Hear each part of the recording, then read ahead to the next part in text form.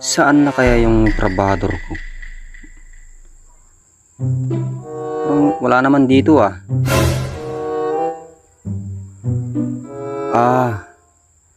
Parang nandun ah. Nakahiga dun ah. Tao ba yun? Puntahan nga. Ba't nakahiga? Mali na naman ata tong nakuha kong trabador ah. Mekaniko kaya to? Wala namang sasakyan. Talagang lugi na naman ako dito. Kasarap buhay ito ah. Hoy! Bangon ka nga! Sinabi ko sa'yo, magtabas ka ng damo. Hindi yung matutulog ka sa damuhan. Wala ka pang nagagawa. Talagang tatanggalin na kita. Abusado ka na. Ayaw, di ma.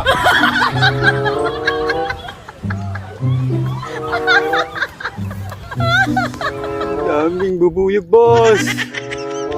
Nangangatis na yung mukha ko. Boss.